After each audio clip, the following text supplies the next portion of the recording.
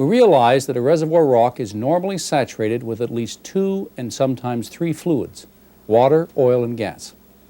The relative amounts of these fluids present, their composition, and physical properties, such as their phase behavior, density, viscosity, and compressibility, can vary widely from field to field and often from reservoir to reservoir.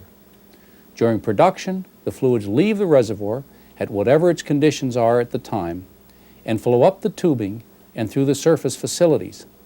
Let's look at this on a plot of pressure versus temperature. Initially, the pressure-temperature path followed by the fluids is between original reservoir conditions and stock tank conditions. Later, after some production has occurred, it is from a lower reservoir pressure. In order to manage our reservoir properly, we need to know how the fluid properties change both in our reservoir and as they come to the surface during production. Natural gas is the easiest to discuss. Gas expands as the pressure is reduced and contracts as the temperature is reduced. As an example, a gas with a specific gravity of 0.7 relative to air at a reservoir pressure of 5,000 psi and a reservoir temperature of 200 degrees Fahrenheit will expand by a factor of about 270 as it comes to surface conditions. Of course, this figure will change as the reservoir conditions or gas gravity changes.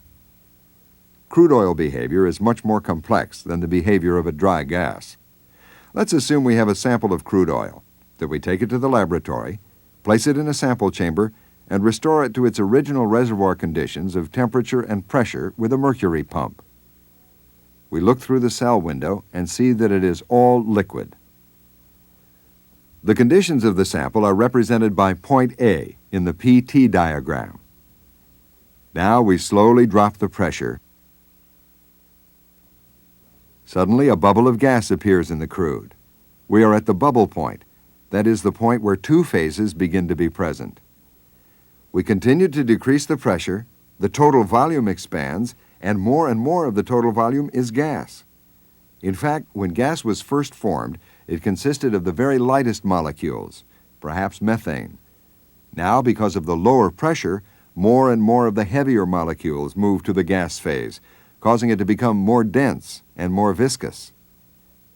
The oil, having given up lighter hydrocarbons to the gas phase, has also become more dense and more viscous. Finally, we reach the point where only a small drop of liquid remains in the chamber. This is the dew point. Once we drop the pressure to a lower value, the liquid disappears and everything is in the vapor or gas state.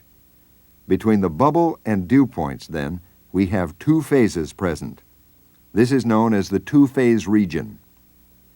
If we repeat this experiment on the crude oil at a number of different temperatures, we will find new bubble points and dew points at each temperature. We can now join these points, obtaining the bubble point and the dew point lines. The curves join at the critical point. Between the curves, we have the 2-phase region. Above it, only liquid. Below it, only gas. Within the 2-phase region, we can join points of equal percent liquid. Each crude oil has a different phase envelope, but for simplicity, the reservoir engineer will often define a broader classification range for crudes. This classification may depend, for example, on composition, gravity, and gas-oil ratio. Here we see a 4-group range, beginning with a dry gas. Then, as the hydrocarbons get heavier, we have a condensate, volatile oil, and black oil. Note that the methane content drops as the hexane plus fraction increases. We may now look at the phase diagram for several of these fluids. Here we see the diagram for a dry gas. Now we introduce the reservoir and surface conditions and draw a line indicating the probable production path. Note that fluid never enters the liquid state during production. For a condensate, we see that 2 phases will form in the reservoir as we drop the pressure, and that a small percentage of liquid will be recovered in the separator. For an oil, we may start off with only liquid, but a gas phase will form in the reservoir as the pressure is reduced. We also see that as production flows to the surface, more gas will come out of solution and be separated in the separator. Remember that as we reduce the pressure, the volume of crude oil and any free gas that is formed increases. And this is especially significant at pressures below the bubble point when gas is present. The oil itself expands as pressure drops to the bubble point pressure, and then decreases in volume as free gas comes out of solution. A barrel of original oil in the reservoir, then, will be a smaller oil volume in the stock tank, but the total volume of both oil and gas that came from the original barrel will be larger.